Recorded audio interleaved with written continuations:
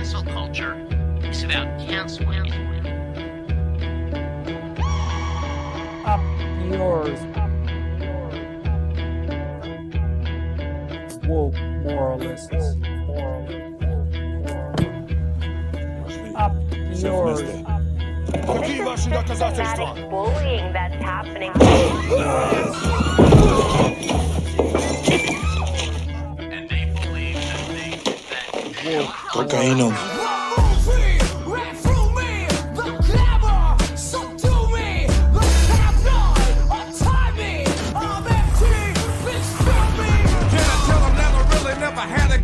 But it's the wax that the Terminator X spun. Now they got me in a cell cause my records they sell. Cause a brother like me said, well, born like this, it's born like this, immaculate conception. Not transform like this, perform like this, which yells you a new weapon. I don't contemplate, I meditate, then off your head. This that puts against the bed. This that I got realness, I just push, cause it's in my DNA. I got millions, I got riches building in my DNA. I got dark, I got evil that rot inside my DNA. I got off, I got trouble, some heart inside my DNA.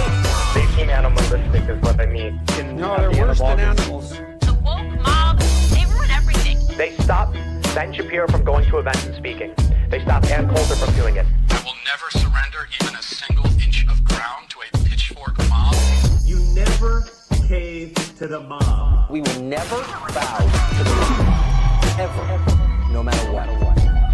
Do you see the final expression of cancel culture in terrorist groups like We'll see who cancels who. They want you to comply. Hello. Hey, how's it going? Can you hear me all right? I can hear you just fine. You sound great, actually. Thank you. How are you doing? You sound great as well. I'm doing okay. How are you doing? I'm doing good. I actually had a very funny past hour of I'm not sure if this is really online. So if you're not familiar with any part of this, feel free to be like, Lance, get help. But there's a right-wing mid-tier culture warrior type content producer called Smash JT, who basically makes like anti-woke video game content. You know the types, like the quartering that style sounds stuff. Familiar. Yeah, that does sound familiar to me. And he has been going after Alyssa Mercante for a very long time. And she eventually sued him because he wouldn't stop saying that, like, she sucks dick for money. Like, he's got, like, hundreds and hundreds of hours, of clips of him be like, she sucks cock for money. She loves to suck dick for money. She's a prostitute, like all this stuff. So she eventually sued him. That's the funny part of the story. Part of that lawsuit just revealed discovery of his leaked ChatGPT logs, who he apparently has been using as his legal counsel / creative team behind his own tweets, posts, videos, and etc. And he has been like for years apparently arguing with ChatGPT so much for it to be like, stop saying that like DEI is a myth and white people aren't oppressed. Like, I need you to tell the truth about the wokes. Like, and like now it's all been leaked for the public to laugh at. And that's what I spent the last hour doing, was laughing at it. It was like, the shit was so funny. That sounds amazing. I'm really happy the public has this. It's maybe a good video for you down the road because of like, it really goes to the core of the people who effectively are, I hate women in video games, or representation that features like, women in the writing staff, or gay characters or trans characters, or a black Jedi or stuff like that. Like, that's beyond the pale, that kind of stuff. All those types. He doesn't even really care enough about the shit that he spews to make his own content. Like, he was getting ChatGPT to make outrage videos and write them for him. Like, explain why the new like Indiana Jones is anti-woke, DEI, Sweet Baby Inc. And then like ChatGPT will be like, that makes no sense. I don't understand. And then he'll like, do a parody where it says that it's like anti-woke, blah, blah. And then I'm like, oh, okay. And then it spits out like all of his points and facts that he would put into his videos. Like, it's all there now for public record. They got exposed. That is so embarrassing for him. How big is this person? Is he like 100K subs, 200K subs, or like how big are we talking? Like, you said mid-tier, so yeah, 120, I think. Smash GT. That's pretty big. That's pretty damn big. 131,000. Okay. Wow, yeah, that's big, and he is not producing his own content. He's having an algorithm think for him. Some of it. He I'm just looking at his website now, and there's so many videos on the quartering, which is also funny. If you haven't heard, the quartering got exposed this past week as well for his own scandal. Oh no, I haven't heard this either. Okay, Mike, I'm so curious. I'm so excited, Lance. You said that like I have to tell you to seek help if it's too online for me. I'm eating this shit up. Okay. All right, I'm so curious.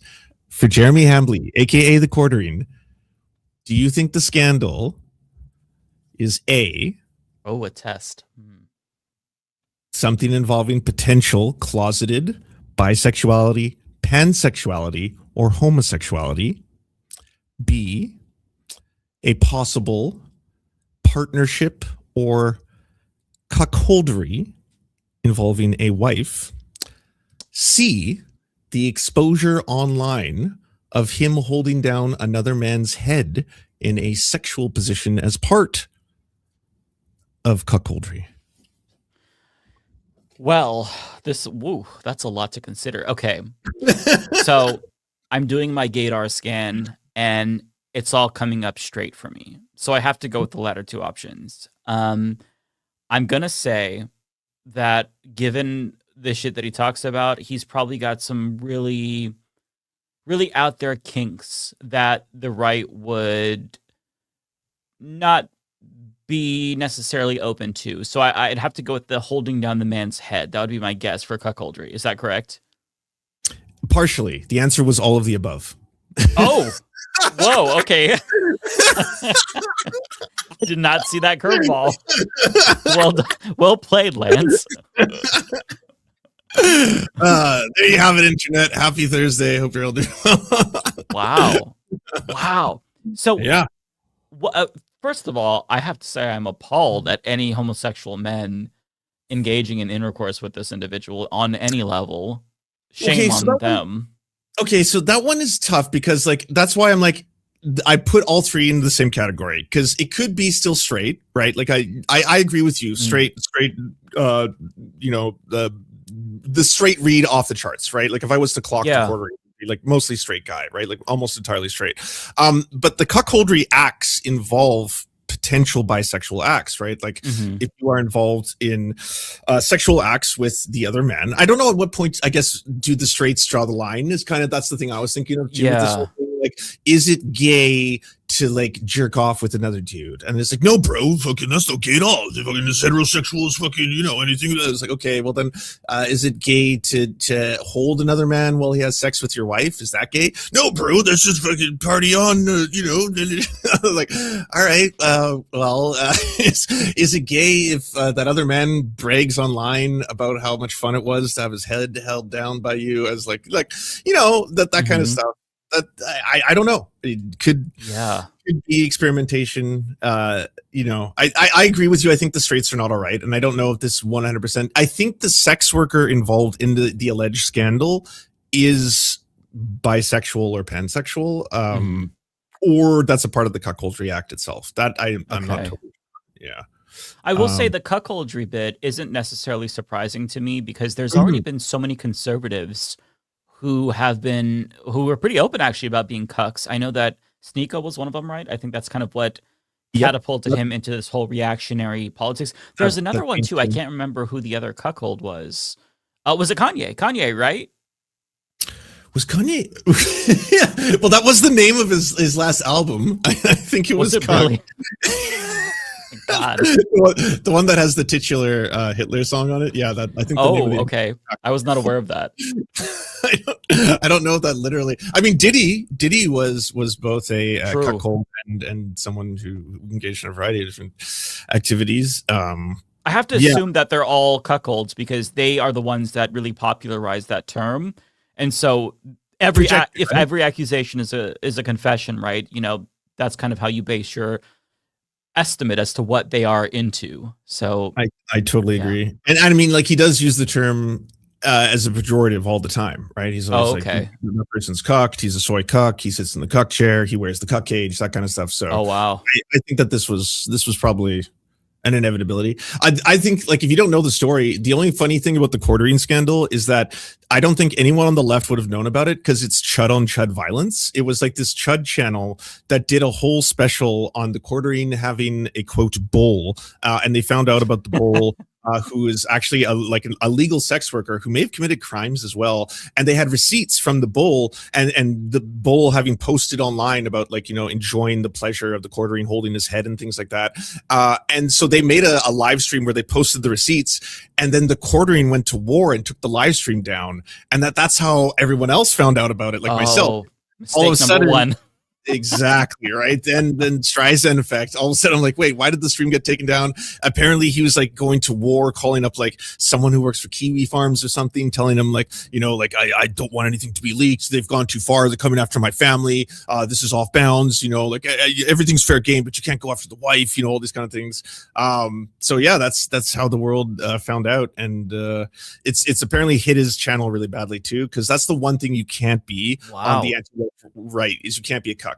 You can't be a cuckold or be involved in cuckoldry or like have any man hold power over like your partner or your wife is like, that's like, it's emasculating. Their whole thing is like, you know, hyper masculine. We're the alphas, and that doesn't surprise me. I would have suspected. I mean, cuckoldry not surprising, as I was saying about the quartering, but I don't know. I guess that if I had to guess, I would have thought something else, like in the from Matt Walsh. We don't know what that is. There's the whole diaper baby in the background, right? So yeah, and the licking of the condoms. I think he's a sadomasochist. Wait, licking of the condoms? I don't even know about this one. Oh, so like all the shock jock shit he was doing back in the day. One of them is he films one of like the interns near a dumpster, and they see a used condom, and then he makes him lick the inside of the dumpster beside the used condom on camera. Yeah, well, like you can hear Matt Walsh audibly in the video being like, "Oh, hey, that's so well, bro, gay, bro," you know, all that kind of shit, right? Like like jackass. So he was getting his raw fox, or his did I say that right? His rocks off. Yeah, rocks. Rocks, yes, rocks off. He was getting hard to that. Disgusting. Like Matt Walsh, I don't even want to know what his search history looks like. He has got the craziest fucking kinks that would shock everyone, even the no kink shame crowd, which I'm part of that crowd. I would have to be like, whoa, I'm gonna have to revise my position because this is too much. Pushing the limits of kink shaming to its extremes. Yeah, I mean, the Brian Gnome one almost broke me. I actually crossed the line, probably, arguably, but like it's just hard not to pounce. The bimbofication stuff. I mean, I saw your video on that. You were calling out the rank hypocrisy of it all more than anything. It wasn't at all that, like, you know, anyone should feel ashamed for cross-dressing. Right. Exploring bimbofication, which that was a fetish I didn't even know about. I knew about expansion and porn, but I didn't know specifically the bimbofication, like that genre, right, was like a hyper specific niche. But yeah, it's the fact that Gnome and him are like, you know, anti-LGBTQ plus bigots who say that like drag queens are a danger to kids. Like, meanwhile, you're just like, you know, the fucking what is it? Pay me more, slop daddy, as I slurp my fucking whatever loon juice he was saying to the. I can't remember what the recordings were, but it was wild. How the fuck does someone get? Like, I'm just okay. So between that and who's the other piece of shit, Swalwell. All these people, I'm astonished that they have skeletons like that in their closets. And they still have the confidence to get out there and do these shows or these programs or like run in politics or like become was there no background? Was there not a single, like, this seems like a very easy, we did a light background check on you. Some stuff came up. There's a couple women who have accusations. What do you say? Is this stuff that we can get past? Should we admit to it now? That kind of stuff. Like, instead, just straight up like, so confident.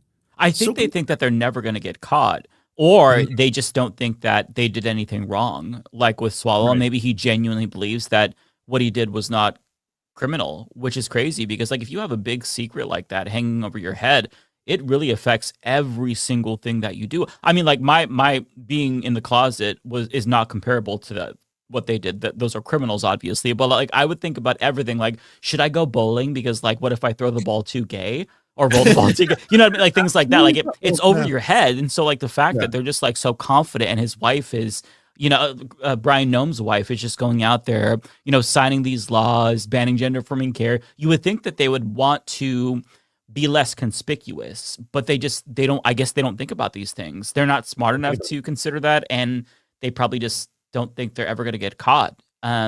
It's crazy to me because Brian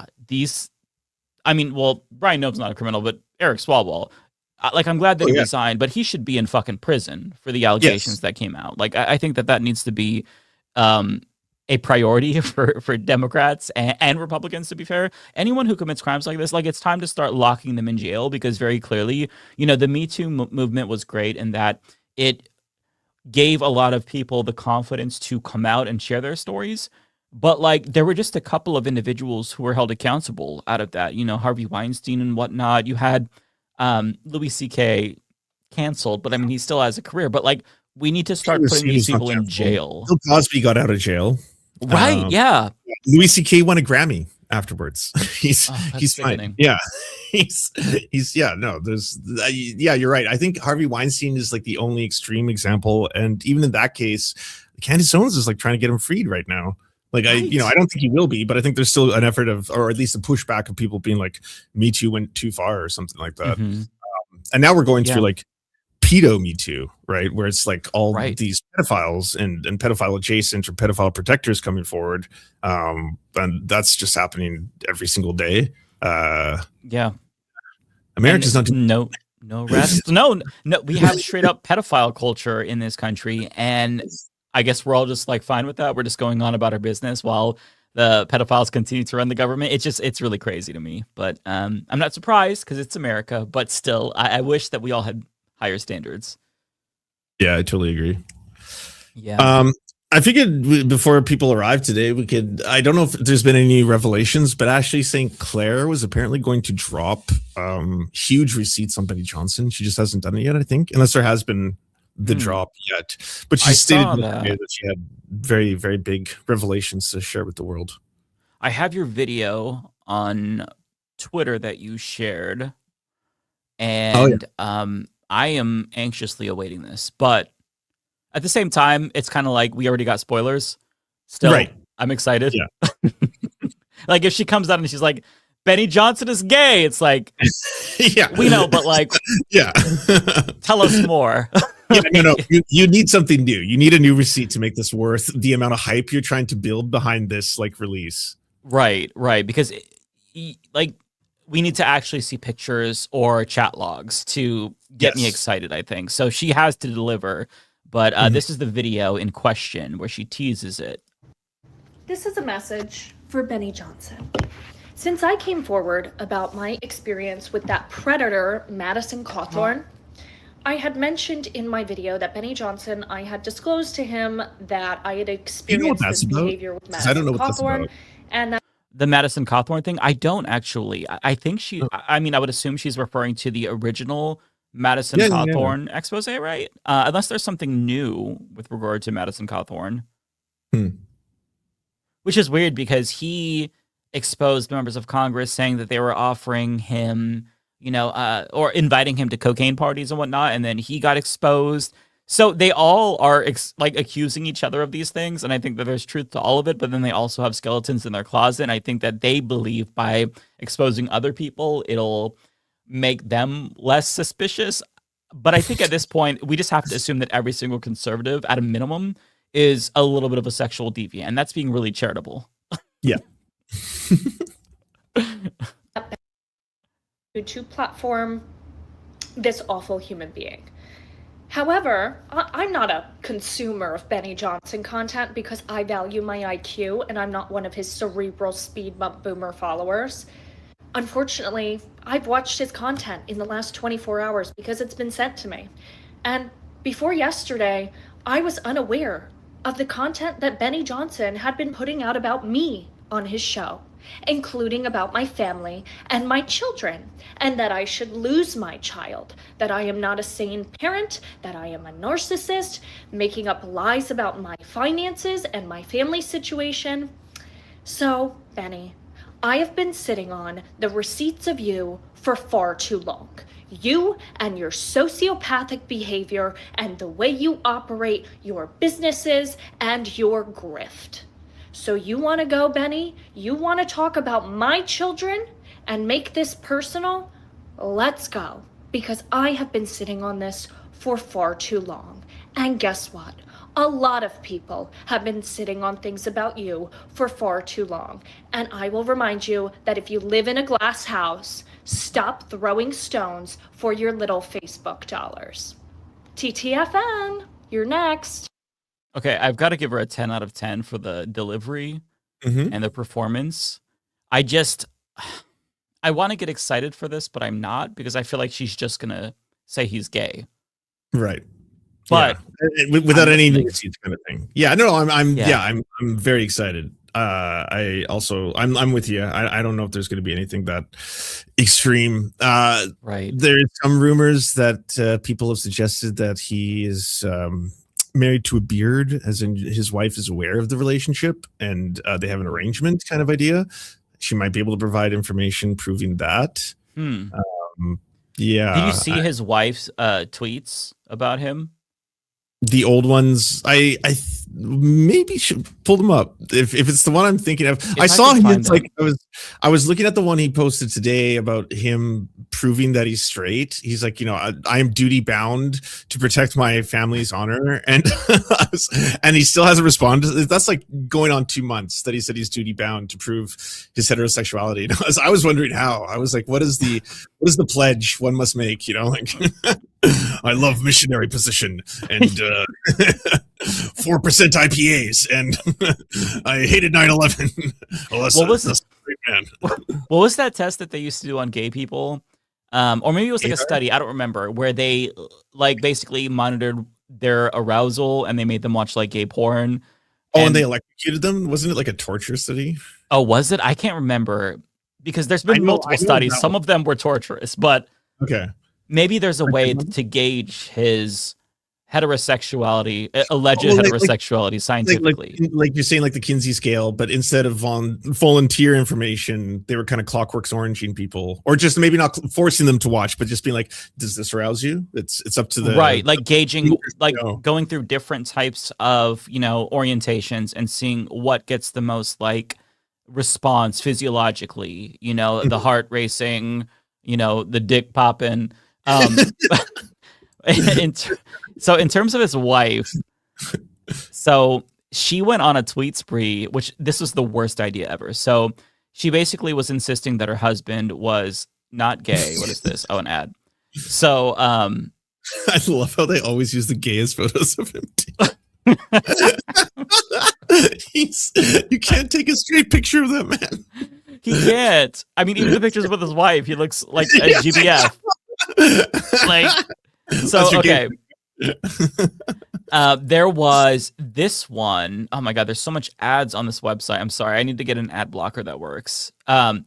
Okay, so they shared this picture about date night, right? And so this person chimes in saying, somehow I'm not surprised date night pics are rare. And then they shared the screenshot of Saeed Jones, former BuzzFeed coworker. Seen it. All right. Okay, we'll read that out. Yeah, read that out to people. That's the thing that's crazy, is now she's acknowledging that at a minimum, people suspect that, her husband is homosexual. And she says, having 4 kids, 5 and younger, makes it difficult to have out of the house date nights. Hope that helps. So she officially has seen this. Okay. Which, I mean, you could not waterboard this shit out of me if I was in her position. But she responds to more pics where, she posts this, and again, very like, wow, what is that photo? Yeah, it's giving very beard vibes. Like, I don't know how else to describe it, right? My biggest flex in life is being married to him. Happy Valentine's Day. You are the best of men. Somebody says, being a beard isn't exactly a great flex, which is just so ruthless. And she saw that too. She saw that too and said, what is it like being a moron? So I know for a fact, I cannot prove this, but I know for a fact she at least Googled what a beard is. Yeah. Right? Oh, yeah, she knows. She knows. So, okay, I don't know if that was it. That's so funny.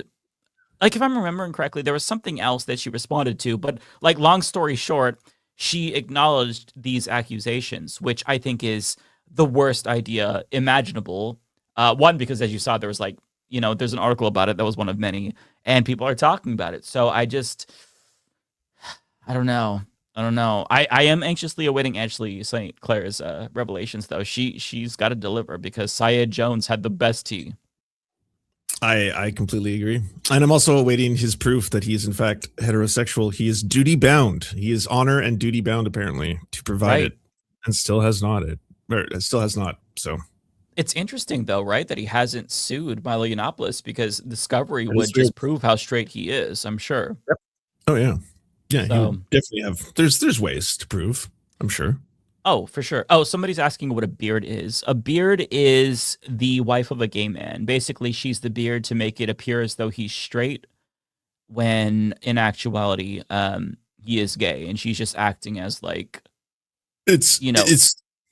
well, I should also add in gay history, it's also not just women who were in loveless marriages by accident. There's also relationships that were formed when it was like obviously not only a taboo but illegal to be homosexual in society. Relationships where women sometimes would marry men full well knowing that they were gay, and this was a way for them to both survive. Sometimes lesbians would marry gay men and they would act as their parents for each other. That kind of stuff was capable of happening. Is that called lavender marriages, when a gay man and a lesbian marry each other? So. I can't remember correctly, but lavender marriage.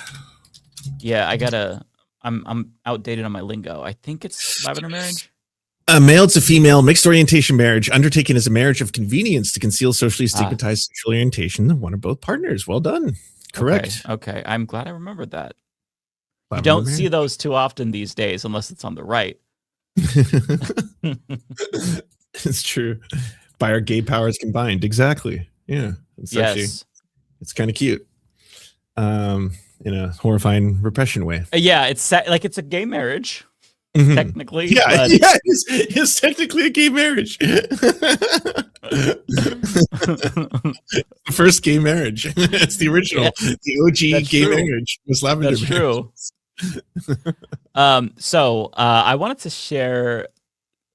Okay, this is a weird topic, and we'll get to the substantive stuff in a second, everybody. But I wanted to get some silly stuff in the agenda before it gets too dark. But so there was another story about RFK Jr. I'm pulling up the video from TMZ, and I don't know where this came out. There's either in a book or some shit, but long story short, he chopped off the dick of a raccoon.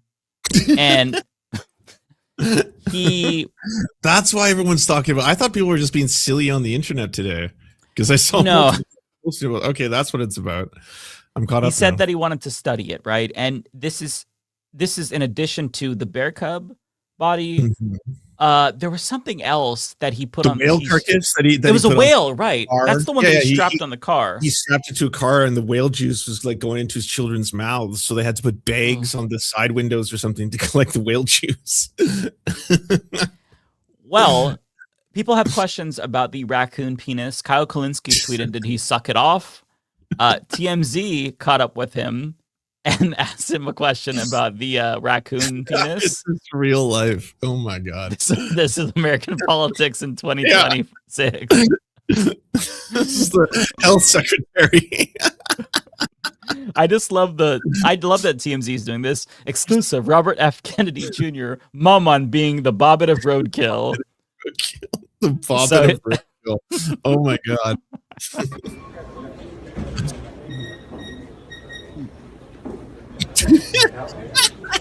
Secretary, what did you do with the raccoon's dead penis? Where is it now?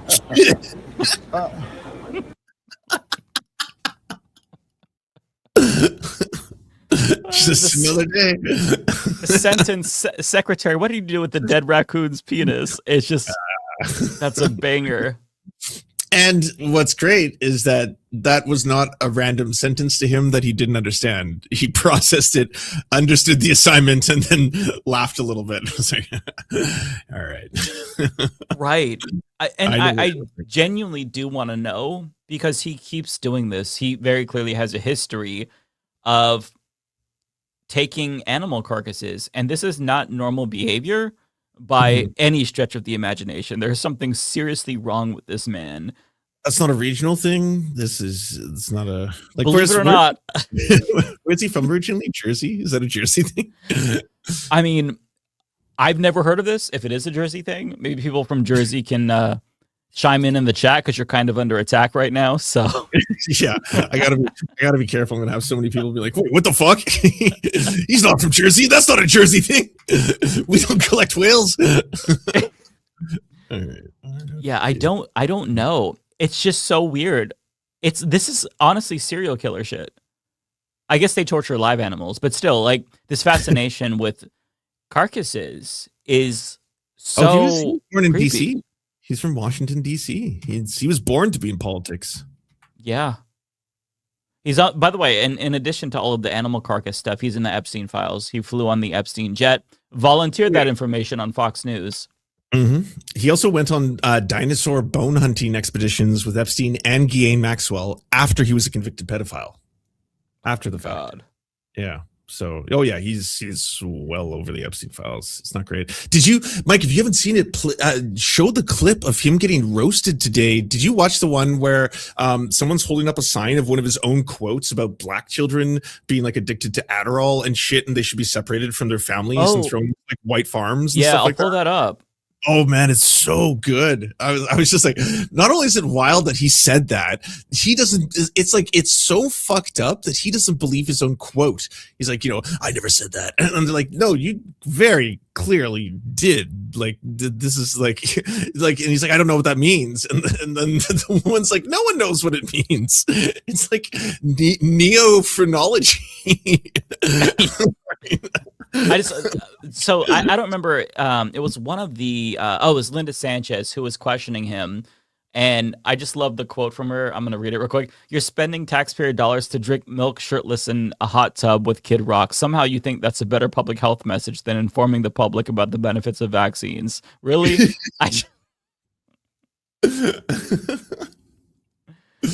Oh man, that's good. It's so weird. Okay, let me see if I could find that particular moment because it was. He said autistic people won't pay taxes. Yeah, he said so many wild things. He thinks microplastics cause trans people. He thinks COVID was bioengineered to spare Ashkenazi Jews specifically. Like it's stuff the likes of which you wouldn't expect. Like he's basically Alex Jones in a position of extreme authority. Right? Entrenched within the medical system of the United States. It's truly, it's not just embarrassing. It's so horrifying. But this is that particular moment. Mr. Secretary, you've made a number of outlandish and frankly disturbing comments both before and during your tenure as Secretary of Health and Human Services. I want to draw your attention to one of those times. In a 2024 podcast interview, you suggested that Black children on ADHD medication should be reparented. You said the slow pan is incredible. I just yeah. That quote is insane. We have to I just want to pause to read that. That is fucking crazy.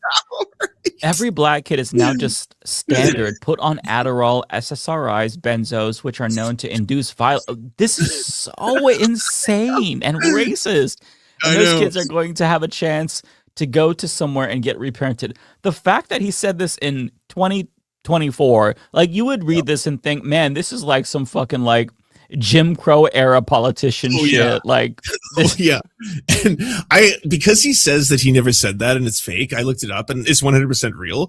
In context, it's worse. In context, oh my God, he's saying that Black kids should be put onto like white farms so that like the natural life of like farm servitude can help clear them of their potential like addictions to subscription drugs. To like let's be clear, like some of the stuff that is being prescribed, like SSRIs, that could be for very severe depression, right? Right. Or someone who has like a very severe ADHD where they're unable to actually process information without the use of Adderall. Like you can't just discount that that's being given to induce violence. Like that's where like, oh man, he's just going, he's like fucking, he's in the skull measuring territory right now. Yeah, he's out there. I'm wondering, do you know, did he say this when he also said the thing about sending people on SSRIs to forced labor camps, essentially? Because he was saying that if you send them to farms and you make them do manual labor, that is going to help their mental well-being. I don't remember the exact quote, but essentially, like, the takeaway was that we should send people on SSRIs, people with mental health issues, to labor camps. And so it sounds similar what you're describing to what he said there. I don't know if he said this multiple times or but this is where we're at.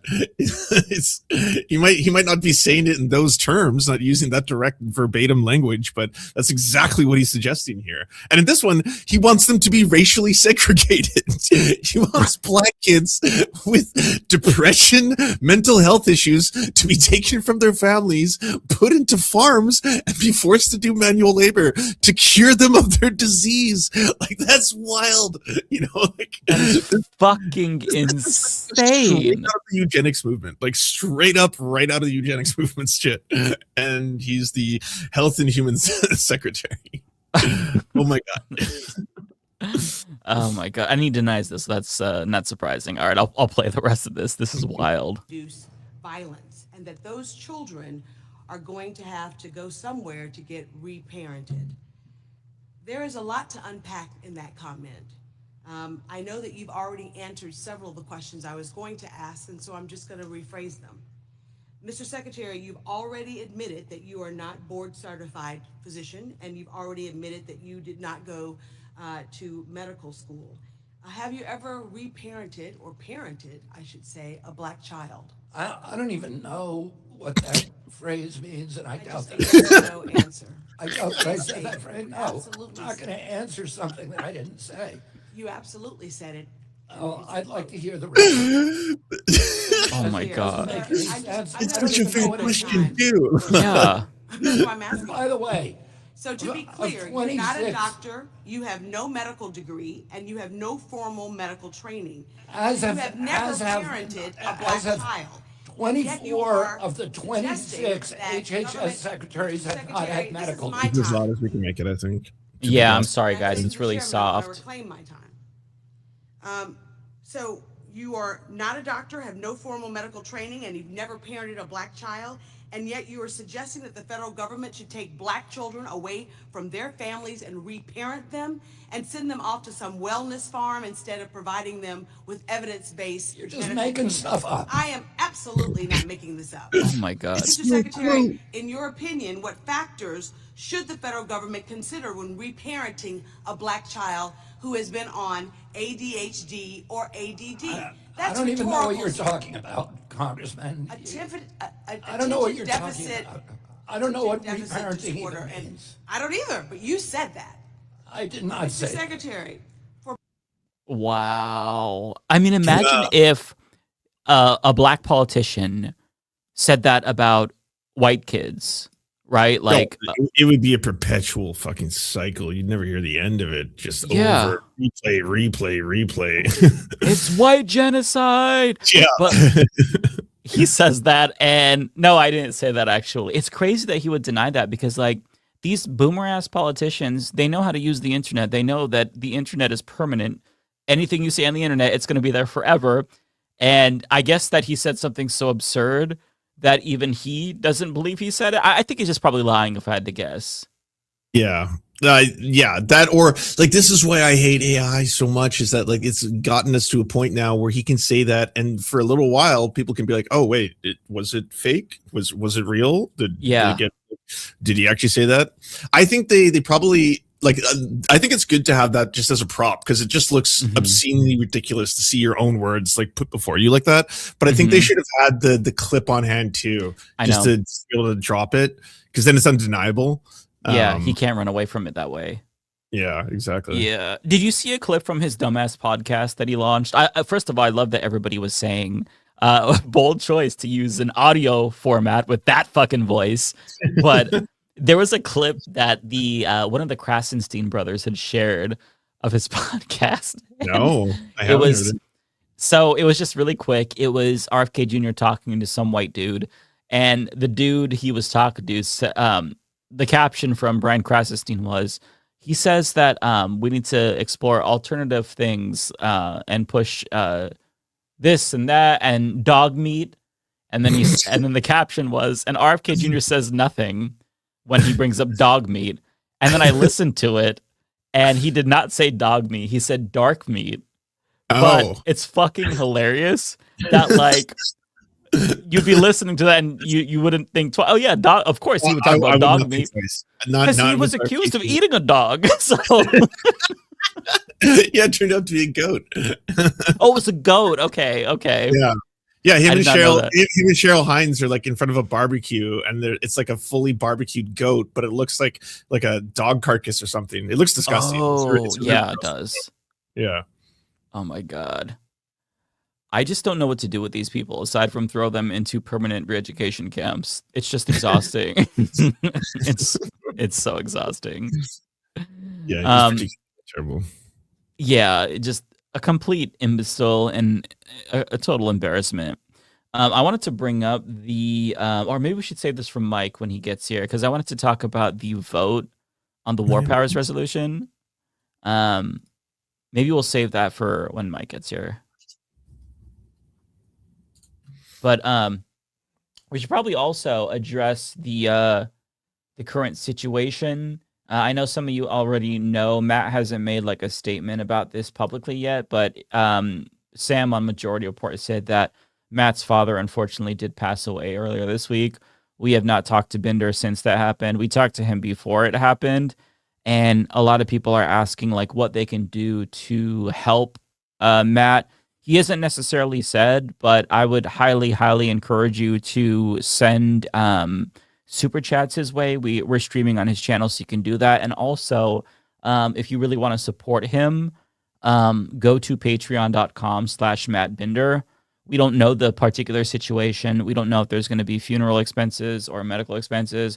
I can tell you, aside from this, Matt is going through a hell of a time. Just life has been a motherfucker to Matt. Just things out of his family's control. So he could really use that support right now if you're able to. So yeah, I'd say if you want to really help, just go to patreon.com/MattBinder if you're able to, because that's the only thing I could think of. I think right now he probably just needs some time, because that is really difficult to process. I mean, a lot of you probably remember Alan, Matt's daddy, was in the chat every single week. Just the kindest soul. So really, really, we feel for Matt right now, and we love Matt. So I can't think of anything else that would be helpful right now. So yeah, if you can support him, that would be really appreciative. He won't be able to read the super chats. I'll read them later that you send to him. Don't send to me. Send them to Matt Bender tonight. I'll read all of the super chats. And even if send all of them to Matt Bender. And you know what? Maybe say that they were intended for David Dole to make it extra sweet. Just so Matt knows there you go. that you were accidentally donating to him instead of David Dole, so he can have a little extra joy with each donation. He would really appreciate that. For sure. Yeah, definitely. But genuinely, everything that Mike said is really true. Go if you have $1 to spare, go to his Patreon, help him out. It would mean a lot. Yeah. This is not easy. Like, I lost my dad in 2020, and it was terrible. The difference is that I had years to prepare. My dad was sick for a really long time. This was really sudden. So,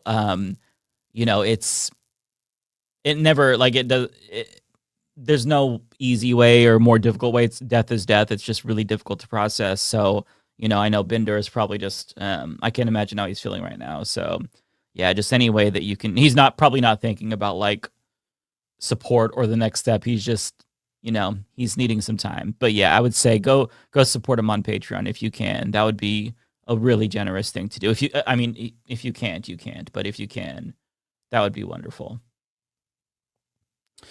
But I wanted to also, so I wanted to talk about, I know you talked about this yourself, Lance, but I had to talk about the Dave Chappelle, like, pseudo mea culpa. Yeah. That really pissed me off. I mean, in a way, it's like, I kind of feel smug because I'm thinking we all told you so, but I do not buy his excuse. I don't know if you feel the same way. I think that he knows what he was doing. And we'll get to what he said specifically, but I think that Dave Chappelle is playing stupid because he doesn't want to admit, there's this cognitive dissonance that you can sense that he is not able to fight through. He was explicitly transphobic, and he courted an audience knowingly so. And then when he really saw the people that he made a bed with, he thought, "Oh, this is gross. I don't want to be associated with these people, with Lauren Boebert, with these fucking freaks who obsess over trans people's genitalia." But I mean, like, if you go back to his specials, it was explicit transphobia, and it wasn't clever. It was the laziest hack transphobia imaginable. The same shit that the same jokes conservatives have been making for years. It's the, "Oh, well, can I identify as Chinese?" Like, he actually fucking said this. And in the second special, I believe, he tried to like use his former trans friend as like a shield when the situation that he shared was extremely fucked up. I don't remember the specifics, but like he outed himself. And aside from that, he exposed himself as a fucking NIMBY as well to his city council, talking about not wanting affordable housing, threatening to yank his funding. Like, can't be more explicit than that, right? I'm Team Turf. I'm Team Turf. Yeah, I mean, he has no plausible deniability. So I think that he is completely full of shit. He knows what he's doing. So I'll play I think this is the actual, bring it in, the clip from the NPR interview. He also commented on the Riyadh Comedy Festival, and again, super duper disingenuous. I think that Dave Chappelle knows better. Also, Bill Burr knows better. Some comedians, I think that they're high on their own supply and they're stupid. Dave Chappelle is not a stupid person. Dave Chappelle knows exactly what he's doing. So I'll play the clip from the NPR interview where he said that he didn't like that Republicans started to like him because he was transphobic. But what about people who feel like you're punching down? Like you are not a trans person. And there are people who feel like it's different when you are part of the group that has been attacked, hurt, demeaned, etc. And then if you're outside of the group and you're having commentary about it, it causes feelings. And what do you say to people who feel that in some occasions you're punching down? Well, okay, this is a conversation that You're bored by, sick of. I'm not sick of it. I don't want to be dismissive to that sentiment, but I don't know. That's a tough one for me because so much of that was a media phenomenon. What was happening in actual life versus how the media was reporting on my show. And I feel like the way they reported on that show was rage baiting to some degree. And there's so many different branches to talk about it. But I would say that, not everything is for everybody. I don't tell country artists what to sing about if I'm not going to go see a country show. If they bought tickets ever, maybe I'd listen. I don't know. They're just never there. I don't even know who's telling them I say these things. Do you feel like your jokes are misrepresented, or you think they're misrepresented? For a purpose, which is to. It's almost some reporting was as if they almost reported on it as if I was doing something other than a comedy show. Okay, that is such a bad excuse that comedians have to stop using, because I mean, the truth tellers. Yeah, we're the truth tellers. It's comedy. Don't get offended by comedy. That is such cope, because you don't get to use comedy as a fucking shield. You are, if you're going to be a truth teller, then, you can't, first of all, you're not a truth teller. You're fucking full of shit. But, you're sitting, where am I going with this? I was going to say that, oh my God, I lost my train of thought. Never mind. It was a great point, and he was going to cry when he heard it. But, I can say this because I'm actually someone who's like a monstrously huge Dave Chappelle fan most of my life. Like he's was one of my biggest heroes. He's the guy who got me into stand-up comedy, getting into comedy history. Like he basically is one of the reasons why I'm like an entertainer today. So I had nothing but praises to sing about this guy. And to people who don't know his career, I don't think everyone knows what happened with the Chappelle Show specifically, because to people who didn't know at the time, Chappelle Show at its peak, it was like the biggest TV show. It was like it didn't matter where you were in North America, you were quoting the lines from that show, and like black people, white people, like everyone was watching and quoting that show. And by the time the third season rolls around, he's doing a sketch, and he realizes the people in the room filming the sketch, white folk, are exacerbating the stereotypes and laughing at the stereotypes that he's doing rather than learning from them or what he was trying to do, right? Like his comedy was very intelligent, right? Like it wasn't just like laugh at this racist stereotype. It was like laugh at the idea of what if like a Klansman was black, right? Like if you wrapped your head around the idea of racism and race and just the like, there's more to it than simply just like, low hanging fruit. So he's doing a sketch, and the white people behind the cameras are just basically laughing at the stereotypes instead of laughing at him mocking the stereotypes, which is the more important part. And so he leaves the show. Obviously, it fucks over everyone else, the cast, the crew, but he leaves and disappears for a while. And because he didn't want to be part of something that wasn't effectively helping actually bring on change or educate people or even like maybe make them more aware of what the world is around them. Instead, he saw it just reinforcing negative stereotypes that was going to eventually oppress in totality, black people through the reinforcement of the stuff, right? The exact same shit that in a lot of ways he's doing to the trans community years later, where he's got that first special. The jokes are shit. The the overall special itself. I actually really like parts of that special. The Care Bears routine, I think, is so cute and funny, and I loved him talking about just love emanating from the bodies, all that stuff. But the stuff on trans people, it's just low hanging stereotypes and fruit. Like he essentially says, what is it? Like, she whipped her dick and threw it out on the table. That's the punchline, right? Just that, I care about trans rights and I care about, LGBTQ plus stuff. But then he gets into that part. By the time he's doing the second special, it's like that now is like 30 minutes of the set. And it's about him being off about people's response to his jokes and being, and like what really sucks about all that is that as that moment, he was actually starting to explore things I think needed to be talked about, like the racism of white gay men or white women who are lesbians in the queer community who talk over black people who have to, suffer multiple vectors of oppression. Like all of that is brilliant. Someone should bring it up. You should do a routine on racist white gay men, and that needs to be talked about, right? But instead, it's like we're once again going back to this transphobic shit where we're just rehashing stereotypes. And the thing I've never understood is that you can make those like transphobic jokes. That's your freedom of speech. Don't we have freedom of speech to say you're a hack? Like this shit sucks. It's not funny. It's like 1990s gay stereotypes rehashed as trans bigotry. We're just doing the same shit again, right? Yeah. Are you a man or are you a woman?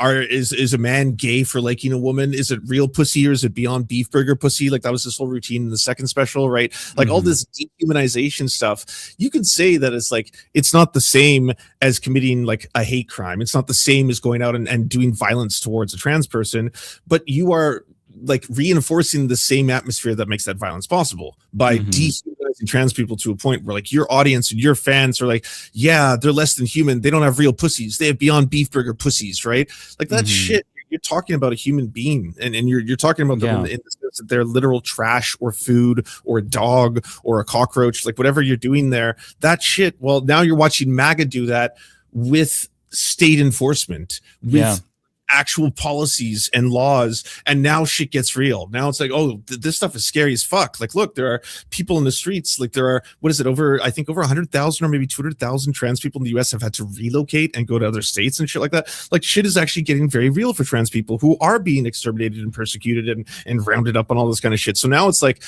oh, MAGA is doing what I did, but more extreme. Right. Or it's not a joke to them.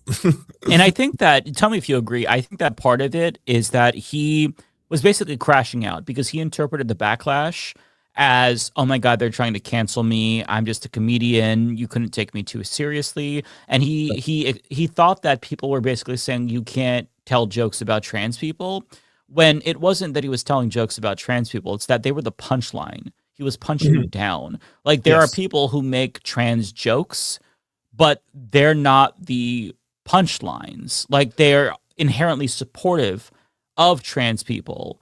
Trans people tell hilarious jokes, but it's always about humanizing them. Yeah, very and it's edgy, like it's not like tame, like it's fucking, it's jokes that aren't at their expense. So at a time when they're being basically persecuted by most states in the country, he was like the wind in the sails of the Republicans who felt like, oh, okay, well, if Dave Chappelle says it, this is like a liberal icon. He's a comedian, a legendary comedian. So if he says that this is okay, then we're onto it. He's normalizing it. So he refuses to understand that what he did was indeed punching down. Like I think that if you're a comedian, and I don't want to get into the heads of comedians, but they think that if they just are an equal opportunity offender, then it's fine. Everything is copacetic, right? But no, it's about what you say, though. That's the thing. Yeah. Like what you say matters. If you are dehumanizing people, society. We're not living in an equal society, so you can't be an equal opportunity offender. That doesn't apply, right? Right. That's not the world. It's just he doesn't understand that he is a very influential person with a lot of power, and he legitimized a lot of the dehumanizing attacks against trans people. It doesn't matter that the context was he was joking. It doesn't matter what his intent was. What matters is the outcome, and the outcome was objectively harmful, and he didn't listen to trans people. There were protests on Netflix because they were very clearly hurt by what he said. And you can disagree with, the individuals who worked in Netflix that wanted to deplatform him. This isn't a debate about deplatforming. It's just, if he actually cared about trans people, he would have taken their concerns seriously, but he doubled down and tripled down because he felt like he had to be proven right. And it's the same thing that Bill Burr is doing with the whole Riyadh Comedy Festival thing.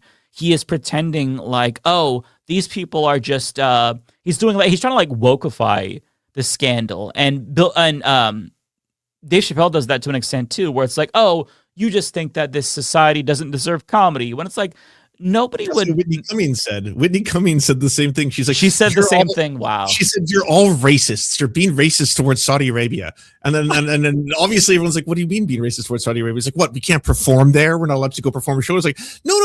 If you want to go to Saudi Arabia and go play at some independent comedy club there, that is fucking badass. Right. That's brave of you to go do that. And honestly, go do that. And then talk about the plight of the people, what it was like, what your journey was like. Was it dangerous? Were you ever worried about the supervision of state censors and stuff like that? This is not that. You went to a state sponsored normalization tour, right? Yeah. It's like the UFC at the White House. Like everyone who participates in that is doing propaganda to normalize Trump's fascist regime. Doesn't matter if you're like, oh, I'm apolitical, I don't care, I fight for fucking fighting sake. It's like, yeah, but like you're now part of a propaganda form of entertainment, a propagandistic form of entertainment, and that's what you all did. Yeah, it's who wrote his check. Like, as you said, Lance, nobody would have given a shit if he performed at a small comedy club in Saudi Arabia. It was the Saudi government that cut the check. So they compare it. It's this false equivalence with I perform in America all the time. Right, but the American government is not writing your check. If you took a check from the genocidal American government, people would have an issue with that, which is why people had an issue with a lot of artists performing at Trump's inauguration, because that is where you are legitimizing the actual government. So we're not talking about people. So they're trying to have a different conversation than the one that everybody else is having, and they don't want to engage in good faith with the criticisms. And I would buy this shit from all the other comedians. I don't buy it from Bill Burr, and I don't buy it from Dave Chappelle. But this is what he said about the Saudi Arabian comedy tour backlash. I didn't feel wrong being up there. Yeah, I know we were talking about the Comedy Festival in 2025. You did get a lot of fall. You did get a lot of, I don't know what your pushback or criticism for going among other people. Yeah. Okay. The U.S. intelligence did make it clear that they believe that the Saudis killed Jamal Khashoggi and the embassy in Turkey. And you knew that when you went, right? Oh, absolutely. Now, I should tell you. You had no qualms? I won't say that. They asked me to go years before that. Mm-hmm. And I said no for that very reason. Since that time, the United States government does business with the Saudis. Netflix does business with the Saudis. Everyone, the Saudis finance tons of movies. All these things. I know, I see them financing boxing matches and all these things. And none of these things were an issue until I went there. Mm-hmm. And why is that? As soon as a black man can make money off the plantation, they try to tell you that the money is dirty. Well, okay, I'll go home and spend the money with actual slave owners on it. Mhm. Where is this clean money you're talking But you said you hesitated for years to go. The years you didn't go. Is that not the most like disingenuous argument?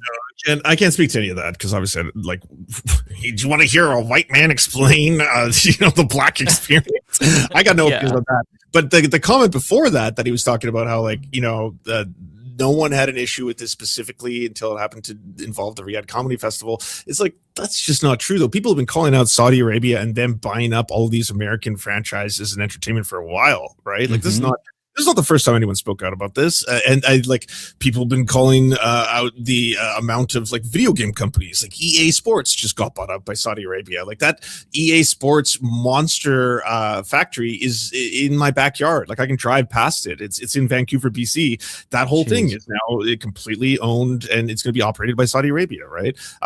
What that means for the games in the series, I don't know, but it's not like that comedy festival was the first time anyone called it out. I think this was one of those times where it's just like so many people on that bill are the same people who brag about being the truth tellers. Right. We're the censored ones. We're the ones whose mics get fucking taken away from us on our 12th Netflix special and all this kind of shit. And it's like, Bill Burr specifically had a quote that talks about where he talks about taking like blood money for like the Saudi comedy festivals. Like he specifically called that out. So that one's really bad. It was about Beyonce, right? That she was performing for Beyonce performing that Gaddafi's son's birthday or some shit like that. Yeah, and that's the thing. It's like, okay, is there a hypocrisy? Yes, like there's no ethical, ethical money making in a capitalist system. Understand that, right? That's not the argument that they are making. Like if you are working for EA and it gets bought out by Saudi Arabia, I think that's very different than a multimillionaire choosing to accept an optional gig where they are very clearly normalizing a government that has committed a genocide against Yemen that is unspeakably evil towards their own population. There's a difference. Like this is not something that he had to do to survive. Like these are all multimillionaires. Bill Burr wouldn't have gone bankrupt if he didn't go to Saudi fucking Arabia. It's crazy to me. It's a very big payday. And you know what? I would have liked it better if everyone was just honest and were like, I'm just getting paid. Fuck you. And that's it. Right. Then end of discussion. Yeah. Doing it for the cash, selling out, whatever. They don't care. But it was the fact that we got these preachy kind of like after the fact Bill Burr was going off about how like, you don't know what it was like. Like I had all these preconceived notions of what their society was going to be like. I was like trying to cut off my head. And then I got there and I saw like American franchises and Chili's. And I was like, so you were a racist. That's all you're saying. Yeah. You had all these racist ideas of what you thought their society was going to be like. You got there and you saw America and you're like, oh, you're not backwards. You got a fucking Chipotle's. I'm home. And then you had a wonderful time. I'm sure you had a lovely time. I'm sure everything was so nice, right? Like I'm sure the food was amazing. The hotel was amazing. I'm sure you had the best possible time. But that doesn't mean that you had like. He also talked about how much they loved the jokes. He's like, they loved my gay jokes when I was making fun of gay people. I was like, no shit. Were you calling out the royals? Were you calling out the prince? Were you calling out the murder of Jamal Khashoggi? No, you were like, gay people sure are gay, and everyone's like, that is true, they are gay. Like, I was so brave. I was so brave on my journey. We know how pro-gay Saudi Arabia is, but it's like we know they didn't speak truth to power because that was stipulated in their contract. They couldn't criticize the royal family, and there were other things as well. But like there were parameters there. So if listen, I think that a lot of people wouldn't be as turned off by this shit if they were like, okay, yeah, I'll take the paycheck, and then they go there and they speak truth to power. They make fun of the Saudi royals, but they didn't. They were just little puppets there to legitimize the regime. And it doesn't matter if it's the Saudi regime, the Israeli regime, the American regime. The fact that you're taking this blood money from a murderous regime, that speaks to your character. It shows that you care more about the money. And listen, if you already have millions and millions and millions and millions, like there's no excuse for anyone to sell out ever. But if you already have millions of dollars, I'm sorry. Like, you have so much less leeway. If this was like fucking some grocery store worker that makes minimum wage and they were like, honey, do you want to come speak at Saudi Arabia? We'll give you $1 million just out of the blue. I could forgive that person because that's going to change their life. Like, how does having who am I to say, right? Like, yeah, right. If I'm working at a grocery store and someone said, "Here's $1 million to go speak in Saudi Arabia," bye. Right.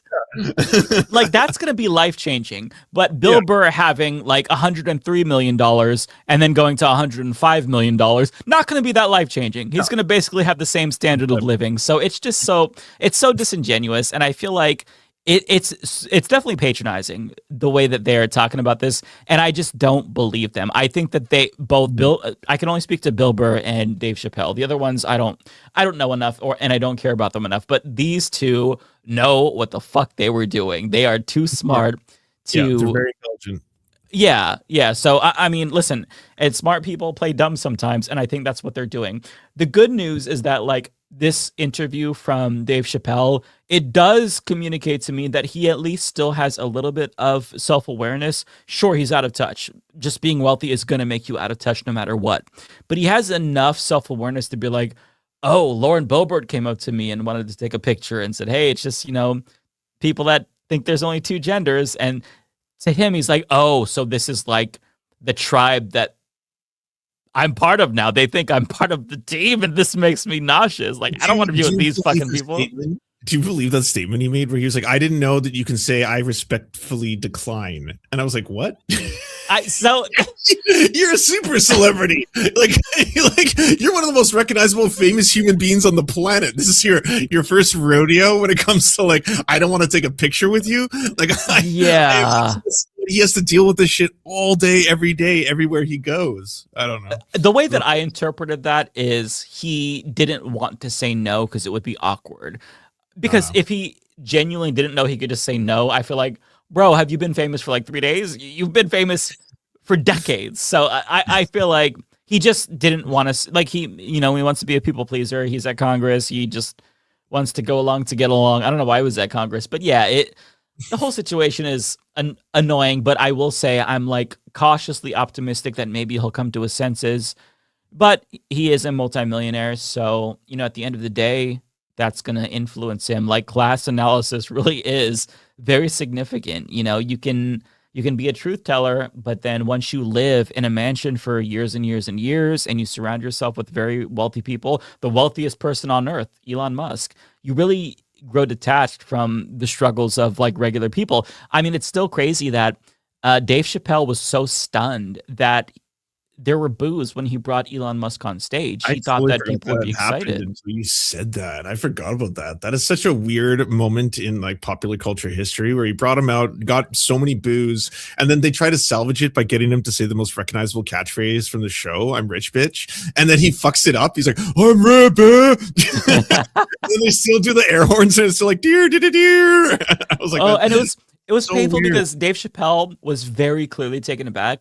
And so he was just kind of scrambling and trying to like play it cool. And he's like, "Boo these nuts, bitch." It's like, oh, he dropped the "these nuts." Oh, it's cringeworthy. I can't take it, Dave. You dropped the "these nuts" joke. You are. I could say "these nuts." Okay. You could say "these nuts." We're people on the internet. You are Dave Chappelle.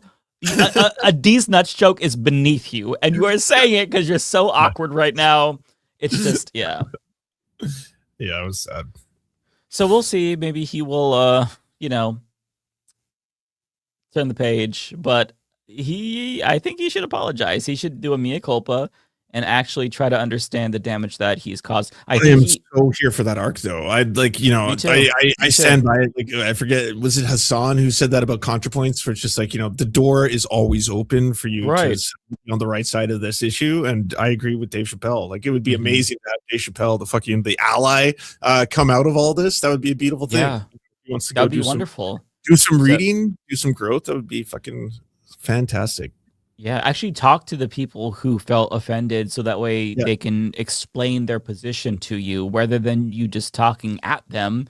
Because, but I mean, part of that is admitting that you're wrong. Again, a lot of like rich people, they probably are in echo chambers. I don't know. I can't speak to like his social circle, but I'm rooting for him because like you, I was a really big fan as well of Dave Chappelle and Chappelle's Show and whatnot, and I watched all of his stand-up specials, and I thought he was funny, and I thought that he had a very almost like George Carlin. He had a great way of speaking the truth through comedy and like making you feel more sane when you listen to his comedy. So I would love to see him get back to his roots of, one, being funny again, and two, actually not punching down, because that's just like, that's not good comedy. That's shit comedy. That's like lazy.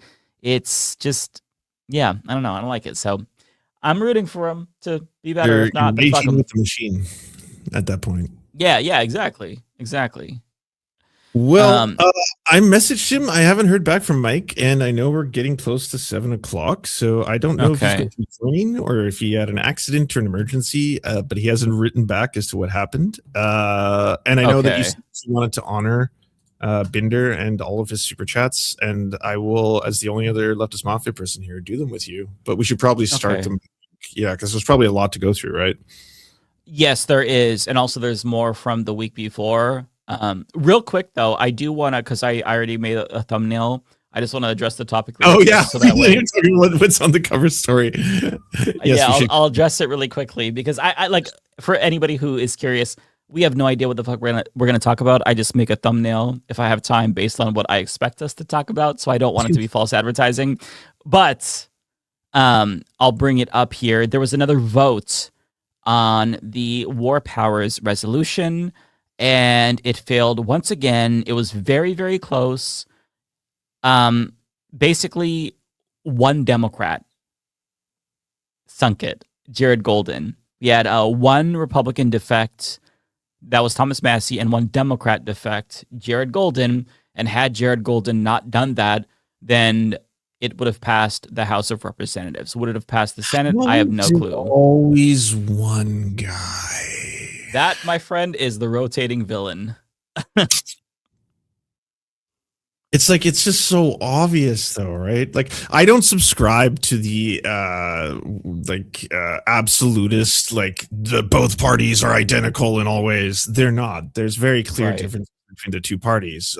It's like shit and shittier, right? They're both shitty. They're both terrible. One clearly is more hell-bent on fascist extermination of certain groups and categories and marginalized people. So that one's the worst one. The one going full Hitler right now. But like, you need a completely complacent Democratic Party to make this possible and to keep this fucking train on course. And here you have it before your eyes, right? It's like, clearly this was discussed beforehand. Like, it went to a vote. What, in the last second is fucking the West Wing style, high on mushrooms walking towards the camera shot. It's all of a sudden, it's like, oh yeah, no, I can't believe it. One person is going to defect. Who, what? We have a yay, a nay, sir. The Republican. Like, no, that, like, it's, fuck you. And this pisses me off so much. Yeah. And like Jared Golden, he was somebody that leadership needed to monitor. Because he is a war hawk. He's going to retire. Like, he's out after this. So, I mean, there's got to be something that leadership could do, but we know that they didn't even try, because it behooves them to let this keep going, because both Hakeem Jeffries and Chuck Schumer, they support this war, straight up. They support the war. They don't want it to stop. Chuck Schumer was talking about this vote just because he knows that that's what the base wants, so he's trying to placate them. I mean, after Trump made that fucking nuke threat, the genocidal threat, Chuck Schumer comes out like a day or so later. He's like, we're going to have a vote next Thursday on the War Powers resolution. Because, God forbid they come back from their hiatus to vote immediately, since this is a matter of life and death. No, we'll just do it next Thursday. Like, as Jerry Rig Everything said on Twitter, just take your time, bud. Just take your time. There's no reason to rush something like this, of course. It's just very demoralizing and frustrating. Having said that, though, I will say that I think that we are winning the battle overall, at least when it comes to Israel-Palestine within the Democratic Party. I have a video about this tomorrow, because there's no way that Democrats can support Israel with their full chest anymore. They have to try to obscure it. They have to try to hide it. There was a vote yesterday on Bernie Sanders' resolution to not send Israel more bombs and bulldozers. Yeah, and almost like the overwhelming majority of Democrats voted in favor of it, and there were just 7. It was Chuck Schumer, Chris Coons, Catherine Cortez Masto, John Fetterman, Jackie Rosen. There's 2 more. I'm blanking on them. I can't remember the other 2, but I mean, it's yeah, they are war criminals, and that should be the final nail in their coffins. But I will say it's encouraging to know that even people like Alyssa Slopkin and Cory Booker, who have been supportive of this genocidal terrorist state of Israel, they even felt compelled to vote no on more weapons to Israel. Like, that's not going to erase the blood on their hands, but it really speaks to the pressure that's being put on the Democratic Party. So I think that we actually have won with regard to the rhetorical argument. The next battle is to like actually get these shitty ass Democrats out of office and not elevate them to more positions of power. Like the Democrats like Cory Booker, Alyssa Slopkin. Great. I'm glad that you're at least trying to placate us now, but you still got to get the fuck out of the party, and you can't run for higher office. Fuck you, because you supported a genocide. If you voted multiple times to send this terrorist country more weapons while they were executing Palestinians, no, I'm sorry. That's just unforgivable. That is completely unforgivable. You can come around, great, but you've got to, like, you can't lead the party. You've got to try to undo the damage that you caused. Like, you can't bring back those lives, but you can, like, go out of your way to shed light on the pain caused by your vote. Like, you have to make amends for what the fuck you did. You can't just like, yeah, I gave them the bombs, but let's move on now. No, fuck you. You're a criminal.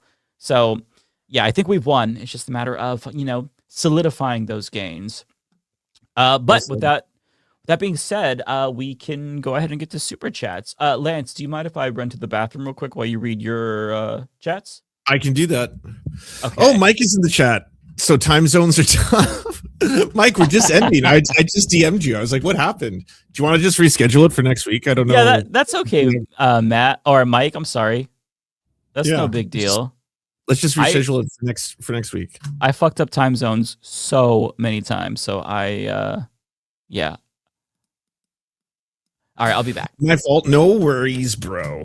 It's all good. We have to read through a bunch of Matt Binder super chats now anyway, since he's not going to be available for the next couple of weeks. But I will start before we get there. Hold on one sec. Scrolling through. Cartoon 49, thank you very much for the $2 dono. The Ellison currently don't own Warner Brothers and CNN yet. I guess is the capital term there. But I mean, they're going to try and buy it all eventually. Evan from Portland, thank you so much for the $10 in honor of a great human who bettered this dark world in too short time on it. I assume this is for Matt Binder's dad. I will send it to Matt Binder in David Dole's name to make it extra amazing for him. And Looney Tunes 9000, thank you for the $4.99. Lance has once again proven me wrong when I said the Leftist Mafia would be back in December. No, I'd love to come on next week. Awesome. All right, let's just do that. That'll probably be easier because we're gonna have to read through all of Binder's super chats now. The Coffee Man Can, thanks for resubscribing with Prime. Jerry Riley, thank you very much for resubscribing with Prime. James from the Internet, thanks for resubscribing with Prime. Canceling _ culture, thank you for resubscribing. And you're back. I'm good, I guess, if you want to start with Binders. And Mike lost track of time, but he said he'll be here next week. Okay, awesome. Sounds good. Alrighty, so I'm just going to go through all of them on the StreamYard. And I'm not sure if they're for Binder or for myself. There's a lot for Binder, so thank you all for doing that, but I'm just going to read them all one by one. So Fred J. Walsh, thank you for the $20 to the Binder family. Tyler Hackner, thank you for being a member to me for 39 months.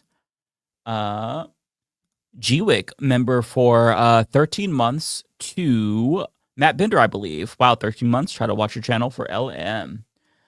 Real John Lithium, thank you for the 10 gifted memberships. So let me write that down, John, so that way I remember to thank you, because whenever I get a gifted membership, it doesn't show up, and I try to put you in the outro. So gifted 10, John Lithium, making a note of that. Thank you so much again, John. You're always so kind and generous. Really appreciate that. Thank you to Rory Gibson for being a member for a month and for gifting a membership. Let me write that down as well. Rory Gibson.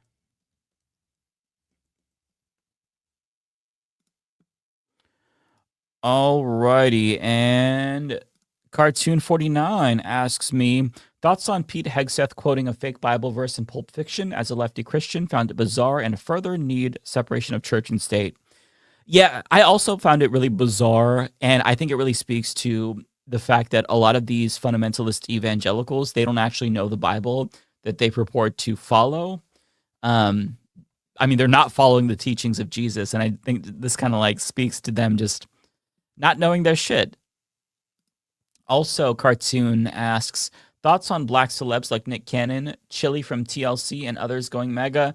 That is... So Nick Cannon isn't necessarily surprising. Chili from TLC, I wasn't really familiar with her politics, but I love TLC. I grew up with them, so that makes me sad. I don't know why there are so many celebrities in 2026, the year of our Lord, who are all of a sudden going MAGA, but it breaks my heart. And at this point, I've just taught myself to not like any celebrity because they're going to disappoint me. So, SG Kick Loop sends $10 to Matt Binder saying, sad to hear it.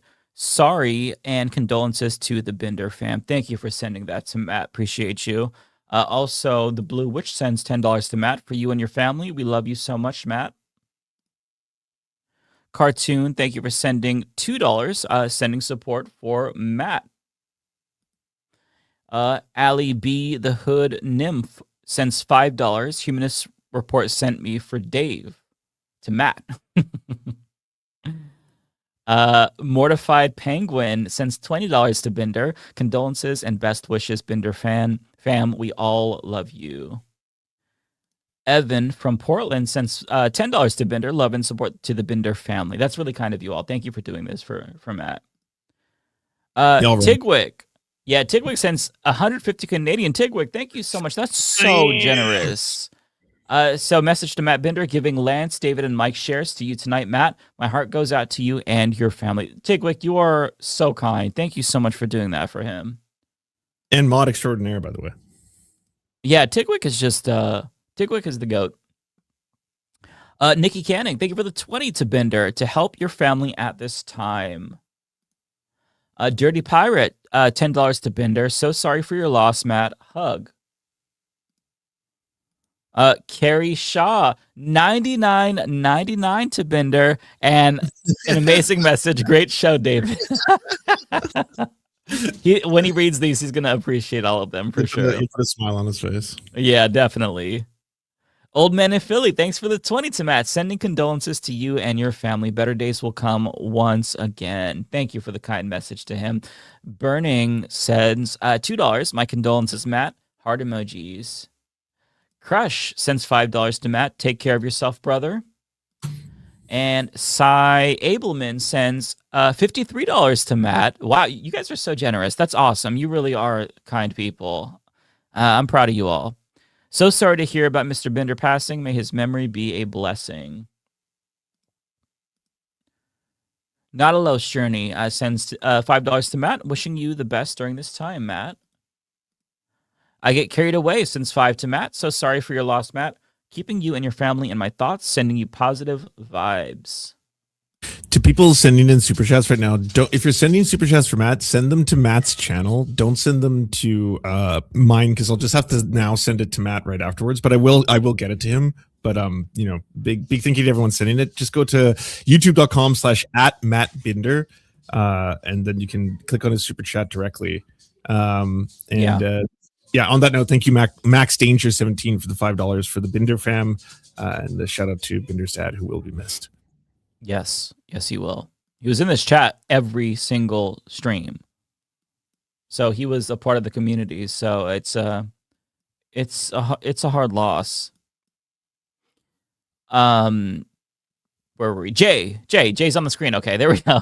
$10 to Matt. Rip Alan Binder. I'm sending my well wishes to Matt and his family. Alan was a good man. Yes, he was. He was an amazing man. The Bay Photo, member for 33 months to Matt. So sorry to hear about Papa Binder. Much love and best wishes to you and your family in this challenging time. Fuggy sends $5 to me, saying to both you guys, there is a new David Cross routine on YouTube. Really, really good. I know. I've got to watch that. I haven't seen it yet. Have you seen that? No, now I'm like, sweet, something to add to the list. I love David Cross. I've seen him live. Oh, you have? Oh, I'm jealous. His last special was so fucking funny. It was sometime during like the start of COVID that I watched it, and I was just cracking up.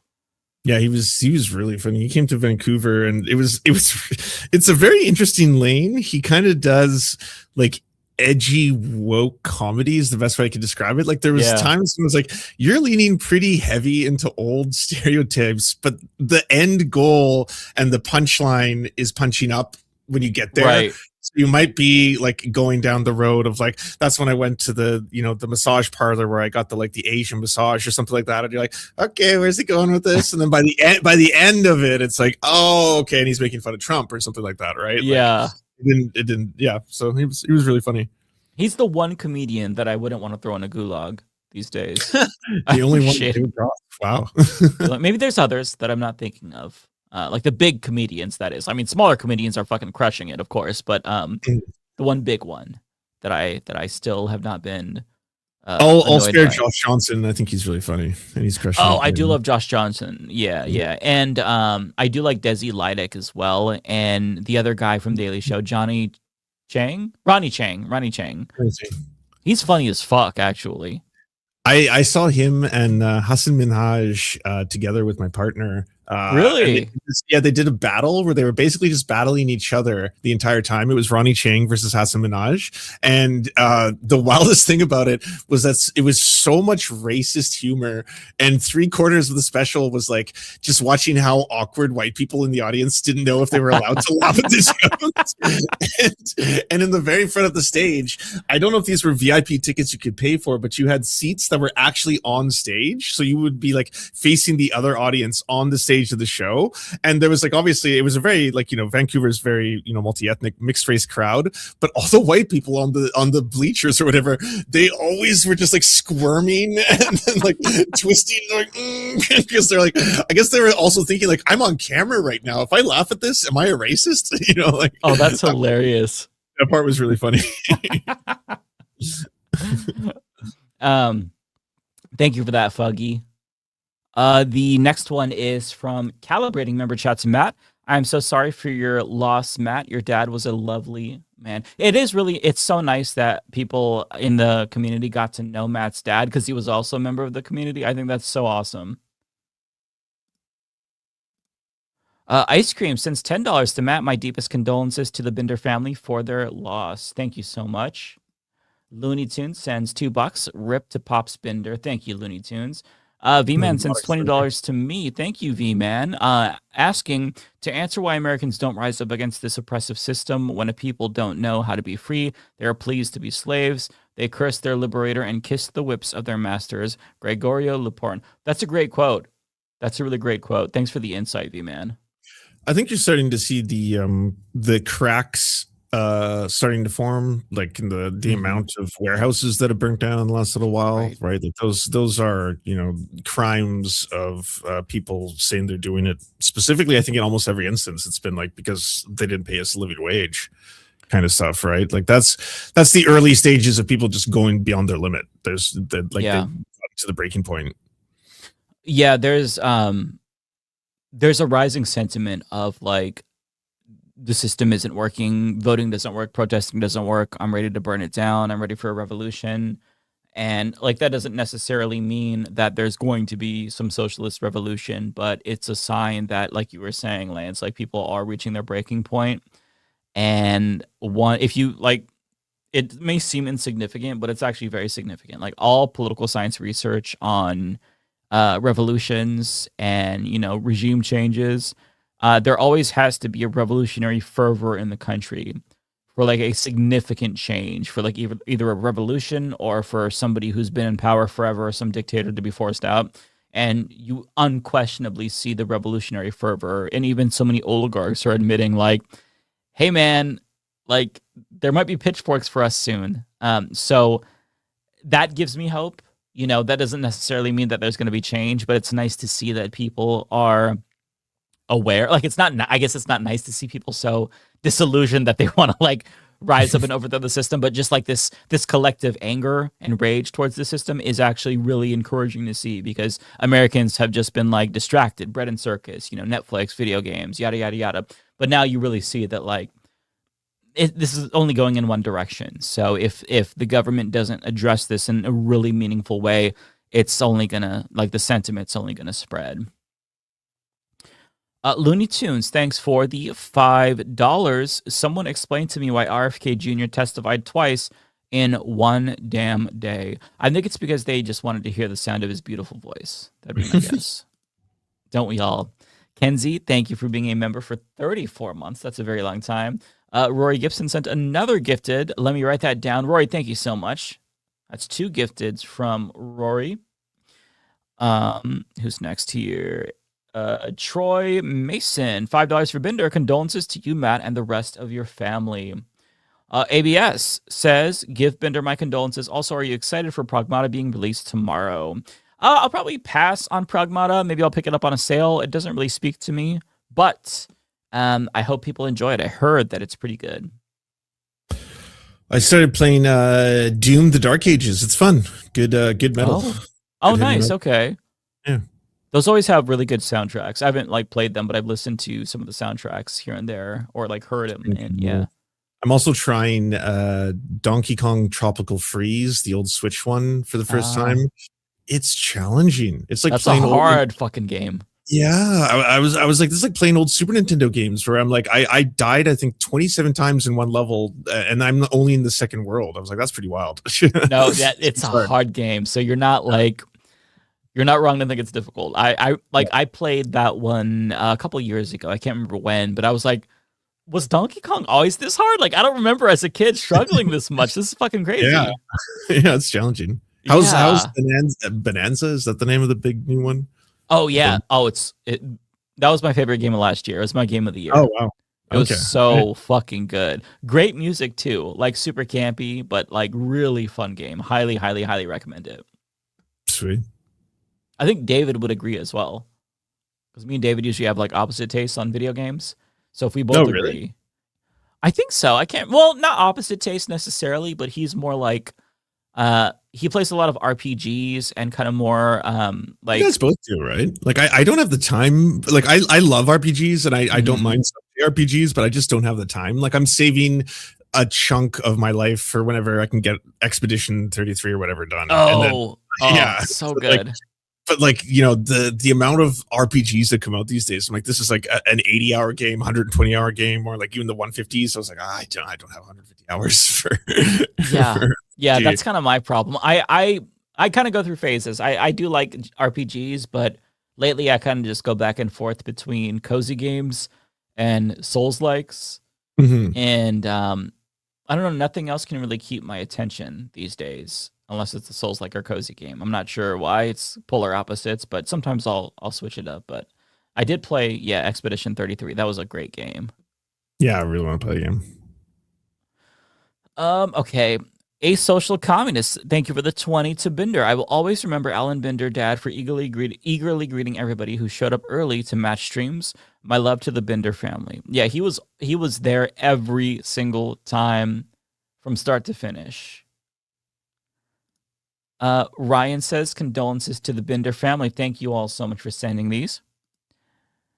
V-Man sends $20, saying today's first of one of my favorite anti-colonial holidays. It's the birth of Jose de Diego, a poet, statesman, lawyer, and leader in the fight for Puerto Rican independence. He also led efforts to fight against the U.S. trying to ancosize PR. Anglicize. But that's Anglicize. awesome. I cannot say that word if my life depends on it. Anglicize. My God. There's some words that my brain just breaks over. Whiteify.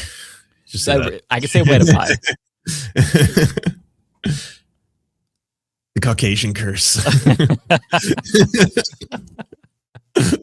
My body won't let me say such blasphemy about the white people. Fuggy says, met some lovely Americans traveling in Italy last week. Oh, that's good. Feel terrible for the state of your country and the, again, beautiful Americans I met that are the best of you. Well, I am honestly relieved to know that the Americans you met, Fuggy, are cool and not psychopaths. So that pleases me. I'm glad that they were good representatives for us abroad. That's good. Hideous Lemon, thanks for being a member for 36 months. Chemical Dragon sends 20 to Matt, saying, Matt, I'm so sorry for your loss and hope you were able to heal in time from this loss. Please know I am thinking of you and your family in this difficult time. Take this donation for funeral or any other expenses you need. That's really kind of you to say. Jack sends $50 for Bender and your family. Wow, he's gonna be like so touched. Marla Surratt sends $10 and says, so sorry for your loss, Matt and family. Aaron Templar sends $20 for Bender with love and condolences. Pickle Surprise 69 says, rest in power, Bender's dad, father of a great human. Cynthia sends $10, says, so sorry for your loss, Matt. Vintage 79 sends £5. No message, but thank you. That's to Matt. Vintage Soup. Oh. Good name. Yeah, it is. Marla Surratt asks, anyone see David Dole's post about bees in Israel? I watched that video and was laughing so hard. Bees. It's so funny. And especially when he got to the part with the Israeli soldier. So I saw the picture that he was talking about. You know, the one with who was like making sheep herding noises at the Palestinians. Yeah. So I didn't follow the story. I did not know that that was like that picture was on the cover of some Italian magazine or something like that. Yeah, it was. And they said it was anti-Semitic to share that picture because he was so fucking ugly and they thought that it was doctored.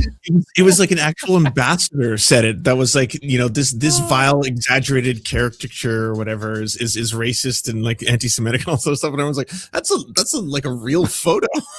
And I was, what's wild about that is like, I don't think some people have seen how brutal like colonization it can be, right? Like just the like, I think what's shocking about the photo is how like he's the IDF soldier is like dehumanizing this woman in front of him, right? And like it's really horrifying to just look upon. Mm-hmm. And then the fact that you think that in itself is racist is pretty telling.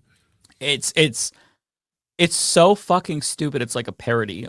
Honestly, Yeah. like I was laughing out loud I was listening at the gym. I just like burst out laughing. Like that was such a great video from David. Everybody go watch it if you haven't seen it. Cartoon 49 asks favorite underrated games from PS1, PS2 era. Favorite underrated games from PS1, PS2 era. So I really like this game called Metropolis Mania on PS2. It was basically like Sim City, but it was you kind of like walk around as a character and you're a giant in the city and you have to go and do these like tasks. It was kind of like SimCity and Animal Crossing. It's hard to describe it. It looks like shovelware and like I'm sure only like 5 people have played it, but I really enjoyed that game for a while. I would say that was a hidden gem. I liked Parappa the Rappa a lot. Oh, that's a fun one. On PS1. I liked what's Virtual Joe? Was that the fighting game on PS2? That was cartoony. That one's fun. Oh, Beautiful Joe? Oh, Beautiful Joe. That's it. Beautiful Joe. Beautiful Joe. That one's really good. Yeah. That's good. I don't know if that's a deep cut. Those are both pretty popular. I kind of feel like I think Beautiful Joe would be underrated, I would say. Mm-hmm.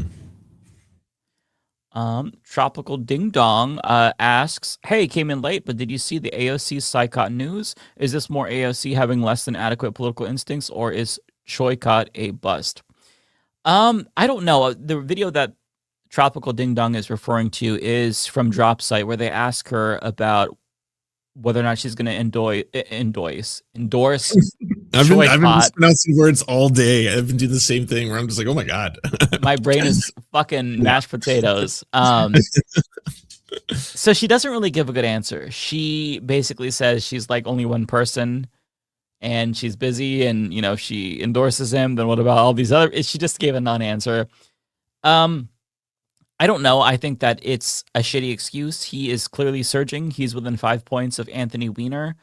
And I think it is horseshit if she chooses to not endorse him. I think that if you are going to get in Congress and then kick the ladder up behind you, I think that's ass. Like, this man was her chief of staff, and for her to not endorse him, especially given the alternative, which is Anthony Weiner, a milquetoast Democrat, I just find it so frustrating. And yeah, I think that this is another one of those instances of her having less than adequate political instincts. And it's not the first time that she's done this. You know, it's not just her. Also, Mamdani, again, they didn't want to endorse Chaya Ose against, Hakeem Jeffries. I hate that, because if you actually care about the policies you purport to care about, which I believe that they do, obviously, then you have to change the fucking makeup of Congress. So I don't know what her reasoning is. She did not say, clearly. It was just some shitty excuse. And I was disappointed.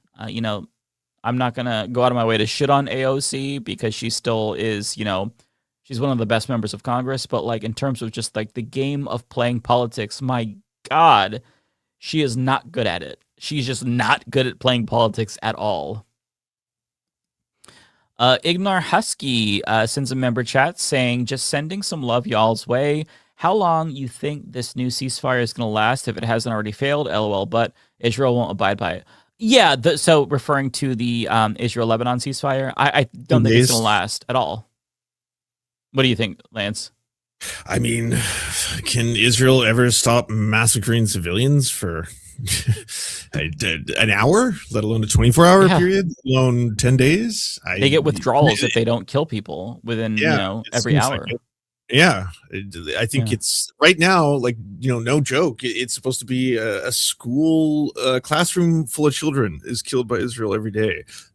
Jesus Christ. Yeah. That's the official, I think, like UNICEF figures. So, I mean, it would be amazing and incredible if they could get that 10-day ceasefire, and if they could then leverage it into something greater. And it would also be a pretty huge flex for Iran. I love that. So the timeline, if I'm getting this correct, is that there's initial ceasefire agreed upon.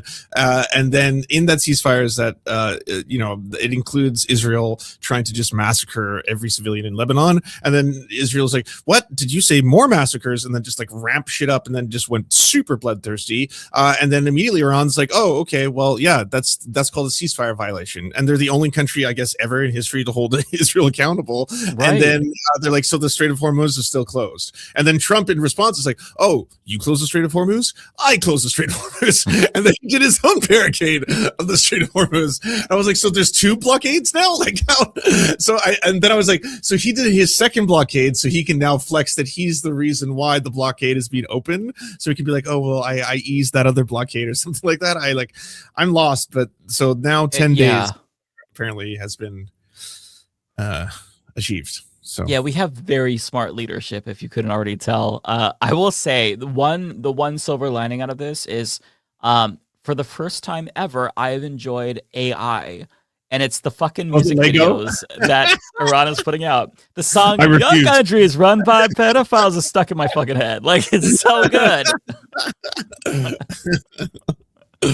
I mean, we're still a full Butlerian jihad, but one exception was made. Okay, yes, exactly. Lego music video. The only time it's been used in a way that I found clever. Cartoon asks, did you hear Spaceballs 2 comes out next year? I did see that, yeah. I am sad to admit that I've never watched the entirety of Spaceballs 1 from start to finish. I'll probably have to do that. Yeah, I've seen it here and there. I remember when I was a kid, I watched it, and I was like, I loved Rick Moranis because, Honey, I Shrunk the Kids and whatnot. And I fell asleep, and then I've just seen like bits and pieces. I've never just sat down and watched the whole thing. I think I would really enjoy it, so I'm going to do that before. We should do like a screening for charity or something like that. That'd be fun. Yeah. We'll talk about that for sure. Okay, Chemical Dragon asks, Mike, I've been playing Expedition 33 slowly. Nice. But I suck timing dodges and parries. I'm using a controller on my PC. Does it get easier later on, or should spend more effort practicing this early on? It doesn't get easier later on, but you get better at it. I was really, really bad at dodges and parries at the beginning of the game. I think probably for like the first quarter of the game, I was ass. I was getting my cheeks clapped in every single battle. But by the end, you actually really, you learn a lot more about like what to look for, because each of the enemies, they really do telegraph their moves, and you start seeing repeat enemies more often. So you know their moves, and other ones, you just get better at it, right? You practice. So if you are struggling, don't beat yourself up. You're going to get better. It just is going to take a lot of practice. Once you get it down though, you'll get it down. It's still a challenging game, but you're going to get it down at some point. Just give yourself a little bit of time.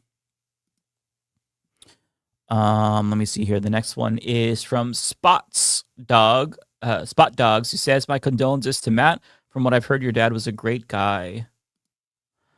Kowalski says, to Matt Bender, "My sincerest condolences, Matt, to you and your family.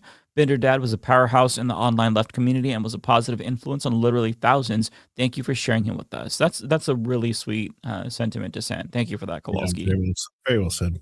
Yeah. V-Man says, "One of the reasons," and thank you, V-Man, really appreciate the generous super chat. "One of the reasons I am both a socialist and a supporter of Puerto Rican independence is seeing the effects of capitalism on Puerto Rico, and my grandpa was 12 years old when the nationalist revolts broke out in his hometown in 1950.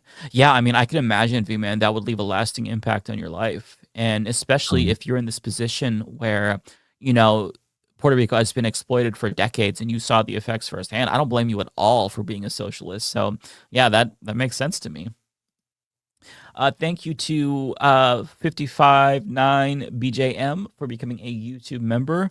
And last but not least, V-Man says, "I can't say for certain if my grandpa was there since he has dementia, but when I ask about what happened in Peñuelas in October of 1950, he begins to cry." Oh, wow, that's sad. That's sad. Well, that is the last super chat. Did you have anything else, Lance, that you needed to read off? Oh, you're muted. Sorry, can you hear me now? Yes. Just Pickle Surprise, thank you so much for the $5.99, and also Gator Highlights S4, thank you so much for the $10 in a Benny Johnson voice. Another thing, I'm not gay. Please don't put in the newspaper that I am gay. Appreciate it. And someone is also saying in the chat, apparently in Expedition 33, you have to listen to the enemies. They have audio cues. So that's right. That's a really good tip. I forgot about that. Yeah. Do you want to raid Carolyn Kwan? Yeah, let's do that. Let me bring up Twitch here. Carolyn Kwan. Okay, good. I was going to say, am I logged into Twitch? Yes. Thank all the mods and all the chats for being awesome and keeping the place safe from the baddies. And we'll be back next week for maybe more Mafia people. Oh, and Mike is joining next week. He I guess lost track of time. Yes. Okay, well, everybody take care. Lance, it was so wonderful talking to you. Have a nice week, everybody. Always. Bye. Oh, wait. I totally forgot. Kowalski just reminded me. I was supposed to read the super chats from 2 weeks ago. That's right. Okay, before I close the stream, Lance already went. I will do that. Let me see if I can actually bring up those super chats on the stream. I took screenshots of every single one of them. Let me see here. I'm so glad you reminded me, Kowalski.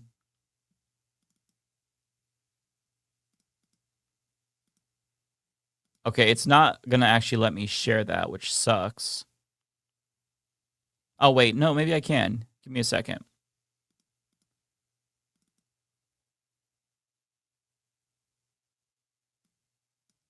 You know what? I think I might be able to do this. Yeah, okay, that actually works. Okay, nice. Okay. I'm just going to go through the list here. I'm not going to spend too much time on these because these are from a couple of weeks ago, so I might be lost. They might be referencing specific topics that we talked about 2 weeks ago. So forgive me if they're wrong. Just make Ariana read them next week. I won't make her read them, but so okay, let me go through these here. There's not too many, but Lord of the Viltrumites, Mike, what do you think John Fetterman would be like now if he never had a stroke? Maybe normal, hopefully. Mr. Nobody, do you think that we will see a Democratic Party that actually represents the base in our lifetime? I hope so. Can't say for sure though, but I'm fighting to make that the case. Nintendo Gaming Channel, karmic U.S. fake Christian states are literally keeping their Peter Griffin IQ citizen in poverty, illiteracy making them unable to read Project 2025. Okay, let me go to the next one here. Bring in that one. Remove the last one. Okay. Ryan Chan says, is Summer Lee the most underrated in terms of progressives? She just endorsed challenger Chris Rabb and is going to campaign with Abdul and Hassan. She is 100% the most underrated, for sure. Mr. Nobody, I am very concerned about California having a MAGA governor. Who do you think the best choice on the ballot is? And should more Democrats drop out? So, yeah, you could tell this is now a dated comment. I apologize for getting to it because Eric Swalwell is out and Tom Steyer is the clear favorite to win. He's not my favorite. I don't really have a favorite. They all kind of suck. But seems like it's going to be him. V-Man, I identify as Puerto Rican despite being born in New York because in Puerto Rico, because there is a saying, I'd be Puerto Rican if I was born on the moon. I love that. That's a beautiful sentiment. Okay, let me go to the next one. You know what? I should be deleting these screenshots as I... Well, actually, I don't want to end up deleting one I haven't read, so I'll just keep doing what I'm doing.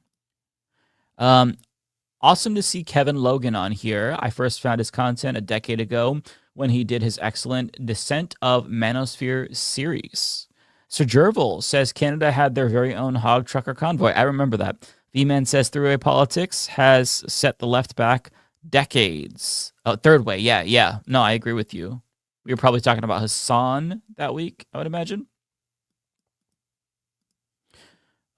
Next one is Cosmere Dragon says John Idarola, host of Damage Report, insists we refer to former Congresswoman as just Marjorie Green to not confuse her with the popular card game.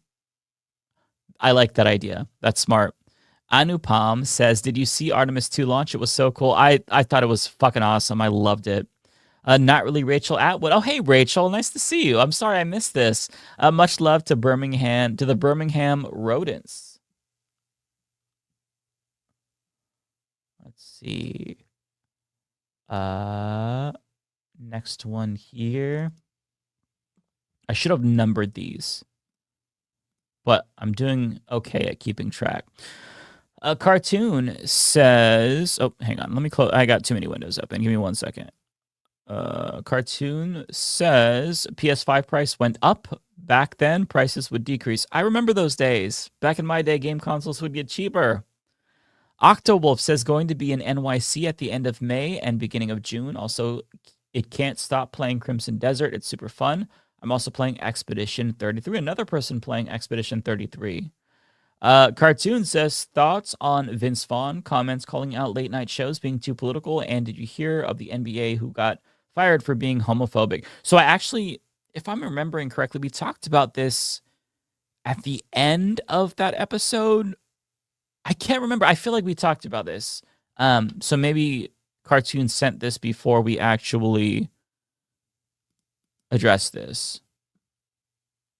I cannot speak coherently and competently about the NBA without anybody else here, as you all know. So I will not try to avoid embarrassing myself. Not really Rachel Atwood. Since another chat, Wes was designed in a lab to make Pete seem normal. I think that's a reference to Wes Moore and Pete Buttigieg. V-Man says slogans must have sound policy behind them. In Puerto Rico, the Independence Party has the slogan Patria Nueva, New Homeland, but it backs with Medicare for all, ending tax incentives for outside. I love that. Also, V-Man says renationalizing the electrical grid, going all in on green energy, investing in infrastructure, bringing back the diaspora, reducing need on Fed funding by foster local industries and status assembly.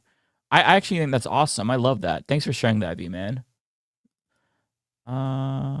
Is this the same one? No, okay. Didn't read this one yet. V-Man says, as a democratic process to address the status issue. Okay, continuation of the other one. Thank you, V-Man. But why male models? Yeah, this is one of those where I have no idea what this was in reference to. I'm sorry, Tropical Ding Dong. I don't know if you remember either, but 2 weeks later, I don't remember. Another one from Tropical. Are you serious? I just told you that a moment ago. The above 2 super chats are to be read in Zoolander voice. Okay. I'm not going to read it in Zoolander voice, but I appreciate you, Tropical Ding Dong. Rachel Atwood says Azerbaijan, ethnically cleansed an Armenian enclave. Someone with MR hired Sarah Palin on Cameo for FTV. No shit, I didn't see that. A Day and Forever. Mike, you, David, and Kyle have shaped my politics for 10 years, and I'm running for the South Carolina House. I can't promote my candidacy because I paid for this with my own money. Be back with Act Blue money and my name. So that's fucking incredible. That's so cool. I'm so sorry that I missed this when you announced this, but that's really cool. Definitely keep us up to date on this so we can follow your campaign, A Day and Forever. Okay, don't have too many more. Okay, same one, I think. Nope, okay. That's the same one. Let me bring in the next one. I think it's this one. Nope. No, I'm right. It is this one. Okay. So Tigwick sent $50 Canadian. Tigwick, thank you so much. Always sending in these big-ass super chats. I really appreciate you. Great discussion tonight with the folks from across the pond. That was a really fun episode. If you guys haven't seen the episode that we did with Kevin Logan and MTG, not so MTG. Oh, I forgot her screen name. God damn it. But it's Magic the Gathering. It was so much fun, though. Like 2 British leftists. That was such a fun episode. So go check it out if you missed it. Timor from the 5 says, love seeing Helena and the whole Navarra crew. Yeah, she was Helena from Navarra. No Justice MTG. Thank you, Marigold. I was blanking on her screen name. Kevin is also part of the Turn Left Media with Curtis Daly, another good UK left media platform. Well, thank you. Thank you for sharing that. I'll check out the Curtis Daly or the Turn Left Media. Okay, I'll check them out. ABS said because AOC said she would put a ban on all weapons to Israel, do you think this means she's seriously considering a presidential run for 2028? Possibly. I think it also could be her trying to make sure she is more aligned with DSA in New York. But either way, I'm not sure what her motivations are, but I'm glad that she did make that change because that was a necessary change. Okay. Dooge327 says, just wanted to call out Ann Could, president of PSU, for being a piece of human trash to protesters and over her attempts to cut programs at PSU. Yeah, PSU has a track record of having complete dog shit presidents. So, yeah, shout out to these shitty presidents who don't give a shit about their students. Not really. Rachel Atwood says, wishing Ariana a belated joyous Nowruz. Coda says, when Pam got her pink slip, she was hoping it was an April Fool's joke. Also, losing Iran will cause our country to break apart like the Soviet Union. Yeah, so we did this episode when Pam Bondi was fired. That's crazy. 2 weeks feels like a year ago. Oh, okay, that's the same one. If I bring in the same one, it just like cuts to my face.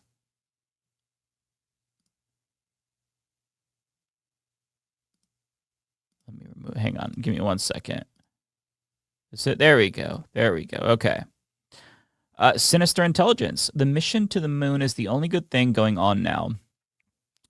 Kowalski says, Americans will always do the right thing after exhausting all other options. Unfortunately, our leaders forgot what we did, so we are stuck in a bit of a Middle East war loop. Yeah. Old Man in Philly says, thanks for another great panel tonight. I hope your spring is awesome. Mine's going to be spent planning the wedding on 7-Eleven. If you're in Philly, hey, again, congratulations, Philly. That's awesome. And this is the last block of screenshots that I have. Excuse me. My throat is getting dry from talking nonstop. When there's other people, it's not as bad. Coda says, also remember it was conservatives who didn't want to join World War II. Pearl Harbor was good for FDR because then conservatives couldn't fight back. And Jones City says, Kevin, I remember when you and Sargon debated. Love ya. Oh, I didn't know that Kevin debated Sargon of Akkad. I want to watch that. Okay. That is the last of the super chats to my knowledge. We've got a couple more that came in. One from Kowalski and one from Matt. So Kowalski says, Mike, I appreciate your commitment to being the mature adult on Leftist Mafia. You are definitely the mom of the mob. We will get you a mug for Mother's Day. Thank you, Kowalski. I appreciate that. Parker says, this is the Binder. Sorry to hear about your loss, Matt Binder. Hope you see these super chats and look forward to your return. Take as much time as you need. Take care. Okay, folks, that does it. I'm going to wrap it up right there. Kowalski always coming in with the jokes. You all take care. I'm so sorry. I almost forgot. Again, thank you to Kowalski for reminding me to read those super chats. But you all have a wonderful day, and we'll all see you next Thursday.